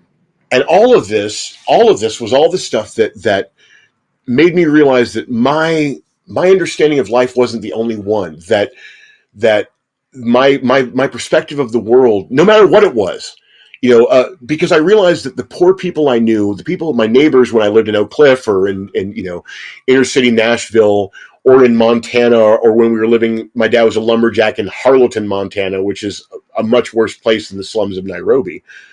I realized that those people had no more fucking expansiveness and understanding of the world outside their lives than those rich kids. You Sure. know, But are you saying that my life, has been narrow? no. Well, yes, but my definition of narrow is probably broader than most people's, if that makes sense. Let me ask you this: when is the last time that you personally, we're not counting the jail because that's a liminal situation, right? And I understand that. When's the last time that you lay awake at night and went, "Fuck me, I don't know if I'm going to be able to pay my rent before I get evicted tomorrow," or "I don't know if I'm going to be able to have my power turned off, or my water, or my cell phone"? When's the last time that happened to you? Well, it's happened. I'm an Albanian American. My family came from Albania. They did odd jobs in Europe. I actually, you may not believe this, but I actually read a long piece about you a few years ago, so I kind of know you're a little bit. Yeah, I know what was in there. they were sort of sanitation workers and doormen and did all that stuff. And then I, you know, uh, lived a Brooklyn low income life for the first 12 years of my life. And then, I still stayed low income for a while until I went to high school in Manhattan, where I got to see wealth. I didn't get to get it, of course, but I got to see it, and that was eye opening. And I Right, saw, not just wealth, but also middle class people. And then I started on Wall Street, and then from there, I wasn't making a lot of money or anything, so I wasn't exactly, maybe not staring at the ceiling wondering, but sometimes I would make financial mistakes. Like I'd take my paychecks and try to do something, stupid with it. And then they were self inflicted wounds. Um, but, and then eventually, I got to be rich, but there were ups and downs. The financial crisis wasn't nice to me. My sister and I lived in an apartment together, and it was kind of crummy. But sooner or later, not long after, I started making millions of dollars again, um, or for the first time, really. And then jail was interesting. and I wouldn't discount it, because it was very interesting. I've And never then supported that, even though there's been times that I've done some. We'll say a little lower on the scale than what you did in terms of jurisdiction of who would have arrested me. But yeah, no, I get you. yeah, I mean, it was amazing to see a system like that was almost exclusively a function of poverty and of often single parent households. Almost everyone I met in jail was a single parent or no parent household Yeah. child, and I was one of the few people that grew up in a two household family. It wasn't always functional, but it was the case. And then I was one of the only people as well that was a college graduate, as well. So it was kind of an interesting thing to watch and experience, and I didn't find it too hard to fit in. But yeah, I mean, I've got a little broader than you think. No, but There, and I understand, but so you're a hip hop fan, right? sure, My favorite hip hop tracks of all time is the song "Respiration" by Black Star. Do you know the one I'm yeah, talking of about? course, yeah, of course, There's that line, that verse in it, and I don't know, I can't remember off the top of my head if it's Talib or Common, where he says, "Ask my or guy," most deaf, or Most Def. No, I know it's not Most Def. I know it's one of the Talib or Common verses on it. Ask my guy how he feels about traveling the world. Can't believe he's never been past downtown. yeah. And I think of that scene in The Wire. Did you ever watch The Wire? Yes, I did. One of my favorites. So I think it's been a while, but Prez or one of them, when he takes the kids to the fancy restaurant downtown after he takes them to the opera, and those kids don't know what the fuck this shit on the table Right. is, the silverware. They don't know what it's for. They've never seen it. They don't know what the food is. They don't know how to eat it. Now imagine being that kid and how that would make you feel. Now imagine I that. was that kid. Sure, but you learn better, right? You and I Yes, both I did. know better. I mean, I learned. I learned their ways. Yeah. yeah. Yeah. No, I went from, when I was in high school, I used to go down to the local corner shop and get the foot long hot dog for 77 cents and put all the condiments on it because it made it a meal, right? Yeah. And then when I moved to London, the first thing that my wife and I did was we went out. I'm friends with Johan Hari, the writer, Yeah. and he took us to Nobu, and I felt absolutely at home at Nobu. I know how to dress for it. I know how to use the forks, whatever. But I can always in my head, because I spent, and maybe also it's because I've been poor as an adult, not as a kid. For you, you were poor when you were a kid, or let's say, sounds like lower middle class, right? Upper Sure. working class.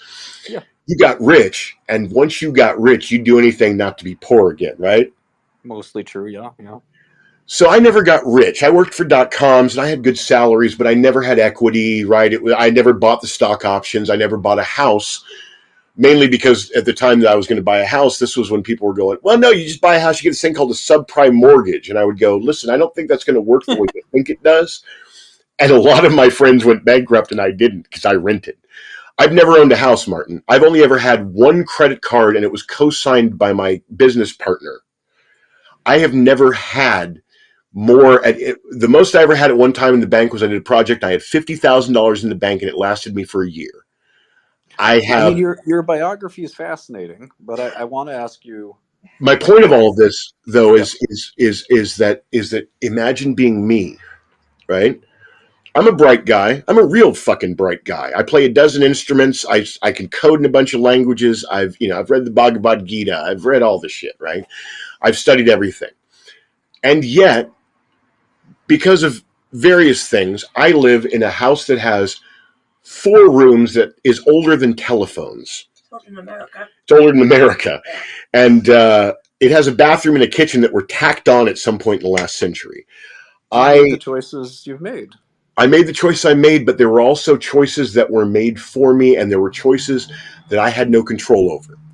Now, I'm not. Not I'm all of them. You could have. not all, no, no, not You could all have of them. And there are Yeah. times, like for example, I could have taken that 75,000 that the Yeah. Exactly. Exactly. Yeah. and so when I look at my life and I look at how I measure value and good, it's not based on that success, because if I had taken that money from that guy, I would not I would have not done as good in my life as I did by not taking it. Understood. And so when you look at when you said, okay, you've worked in the farm industry, you've brought these drugs to people. Imagine my uncle Kevin, who, like I said, died of the brain tumor in 2002. But the funny thing was, because of drugs that probably people made, Kevin's T cell count was pretty much normal when he died. But imagine being him in, say, 1986, and his boyfriend Mitch had just died, who I didn't know was his boyfriend. I didn't know he was gay at that point. They told us he was his roommate. Right. Mitch has died. All of his friends have died. Kevin is sitting alone in his little shitty house. He works at 7-Eleven, right? He can't tell people he's gay in Dallas in the 80s, and he doesn't have Definitely to not. do the AIDS Yeah. thing. So he's sitting there, and his options are: I can die, I can go to Mexico and do this illegal drug smuggling. Imagine being Kevin, and imagine Kevin watching those utility benefit analysis discussions happen in your office. Imagine what they mean to Kevin, who wasn't just a statistics or a white mark on some fucking art piece about AIDS or an empty chair in a Sure. performance piece. He was a human being. He grew up when he was a kid. He was in the Navy, wanted to be a sailor, or at least a seaman. Um, and the reason that he had to go to Mexico was because people who had control over whether he lived or died decided that it didn't matter that he died. It wasn't the pharma industry necessarily. It was, I mean, fucking Reagan, but he didn't have that control. And then later, the only way that he was able to live as long as he did was because he was a guinea pig, and he would basically take any drug that they gave him. Mm. So imagine his just being him sitting at a gas station. Yeah. Well, And we that's my point, is that a lot of capitalism, not just the pharma industry, people make these decisions, and they're very rational, and they're very good business decisions, and they make sense, and you bring things into the world. But if you bring things into the world that people need but can't afford, does it matter if you brought them into the world? Well, that's a great question. So let me ask you this, give you a thought experiment.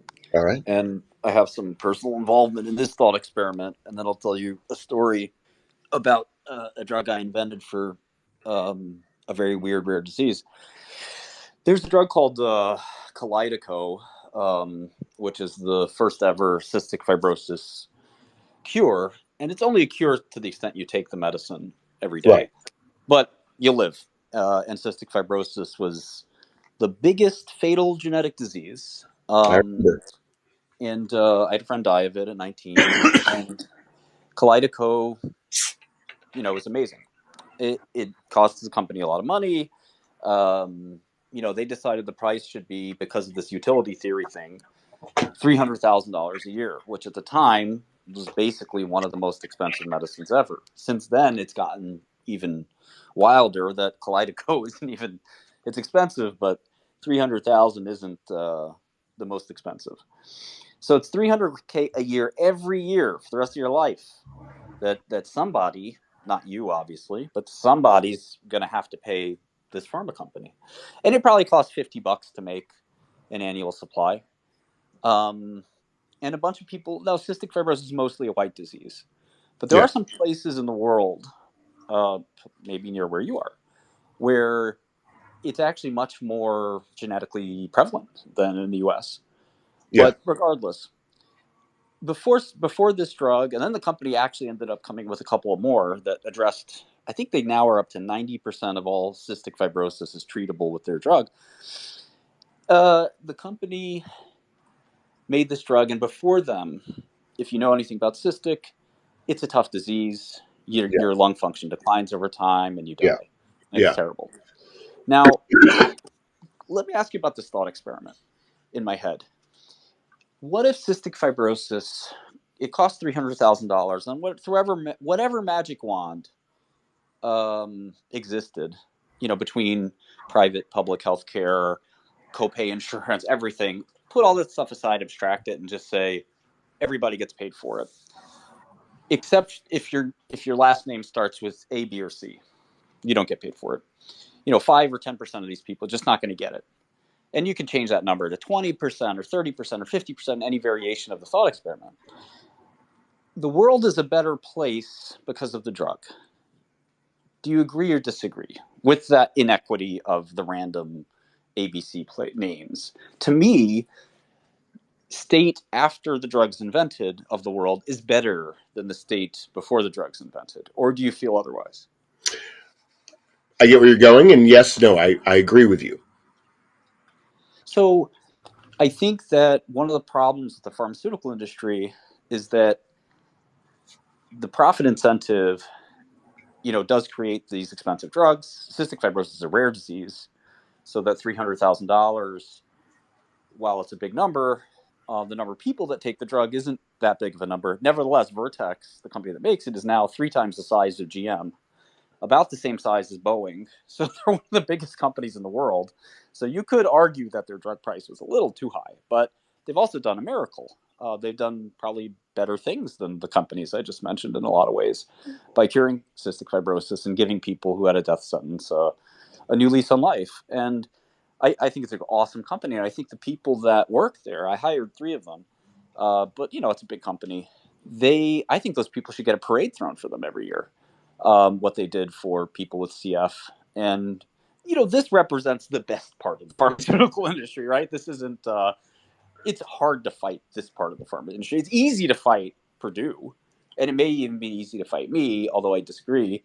But it's hard to really argue with Vertex. Like, who wants anybody to die of CF? And yeah, it's 300 grand, but the insurance companies, they know that the people who need their drugs, as a cost optimizer, the insurance companies say, well, what are we going to do? Say no.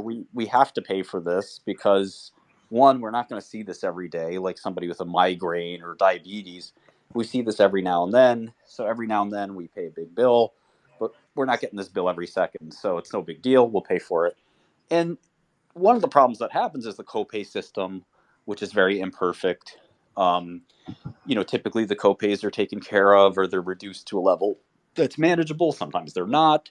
The pharma company has to create their own copay charity, which a lot of the folks in DC think is unethical. But I think it is ethical because it's better for the patient to not pay than to pay. And there's all this rigmarole that kind of exists to make sure this wheel is lubricated and that people actually get these cystic fibrosis drugs. And if you look at Vertex's annual report, people are getting them. So I think there is this fallacy that people say, well, if you make it so expensive nobody gets it, it's kind of a big fallacy because these companies love, including mine, love to have revenue. They love to make money.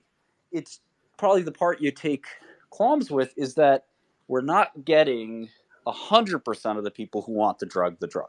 We're getting like 80 or 90% of the people who want the drug. Sort of. It's the Serenity Prayer, right? Sure. Accept the things I can't change the things I can, know the difference, right? So the people who didn't get that drug, they didn't not get it because they couldn't get it.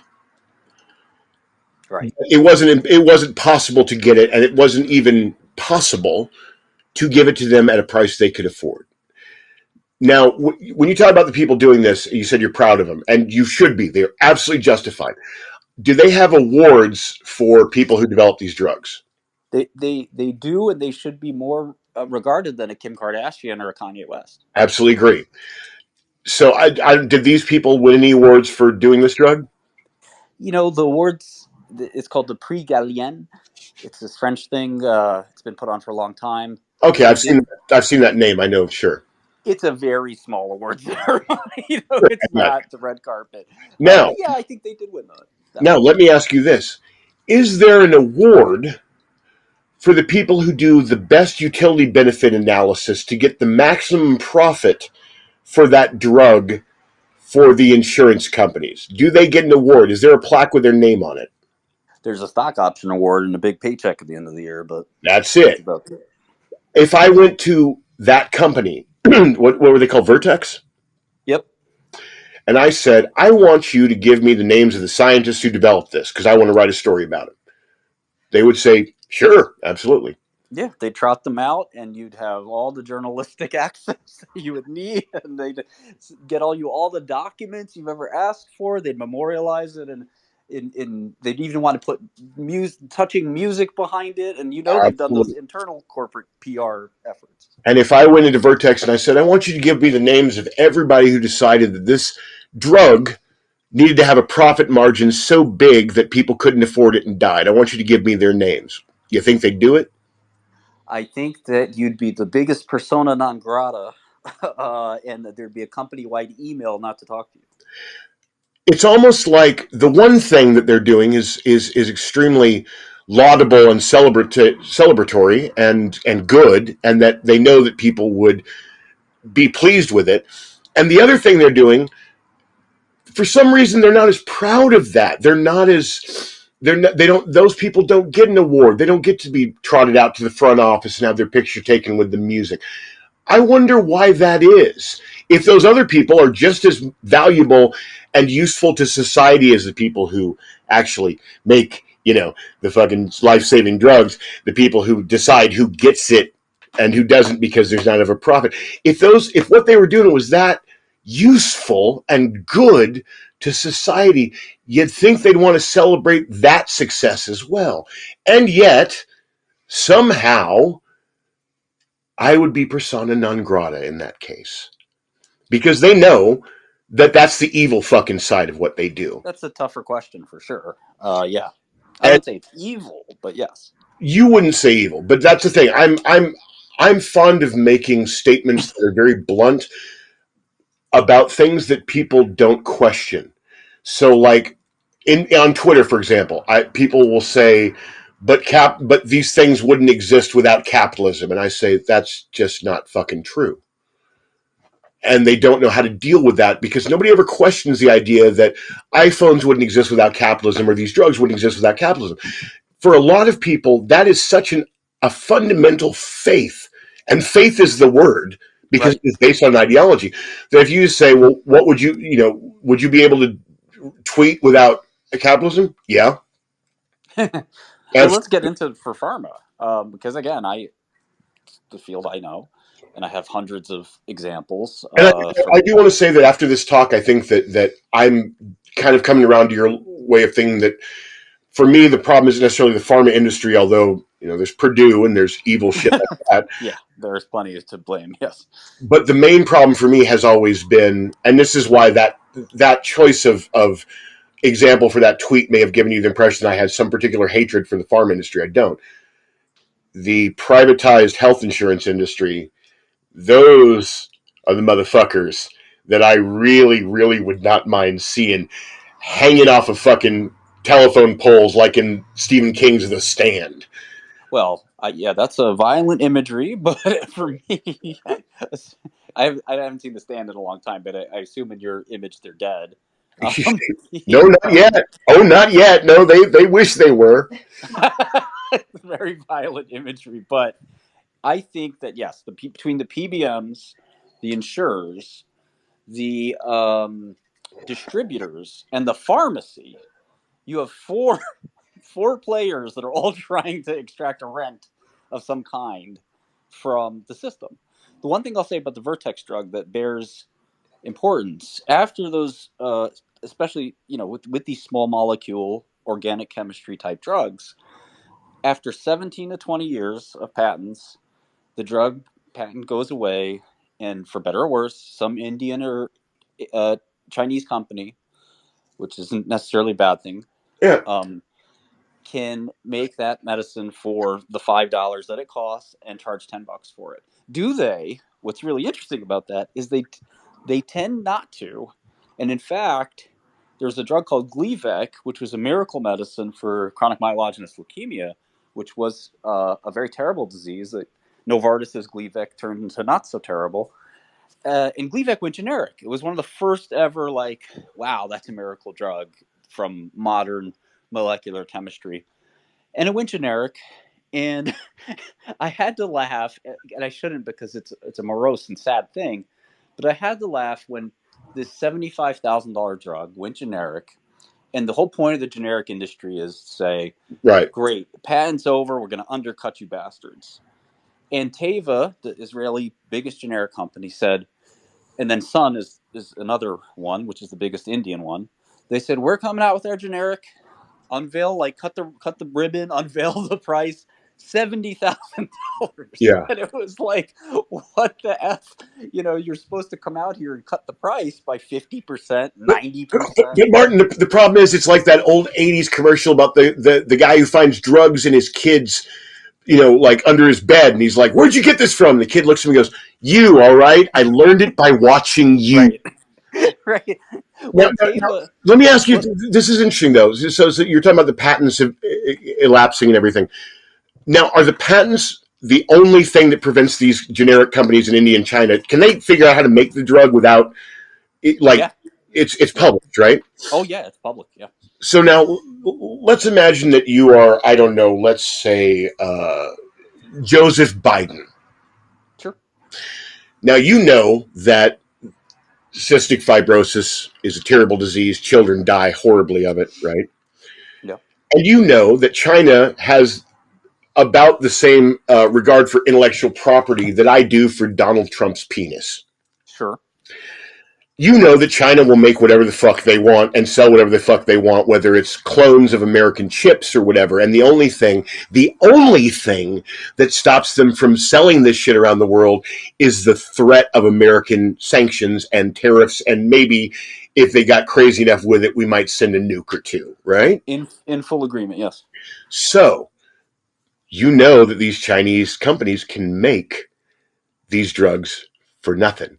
You know that they have the means to do it. They have the production to do By it. the ton load, and 3 months from now, if they gave the word.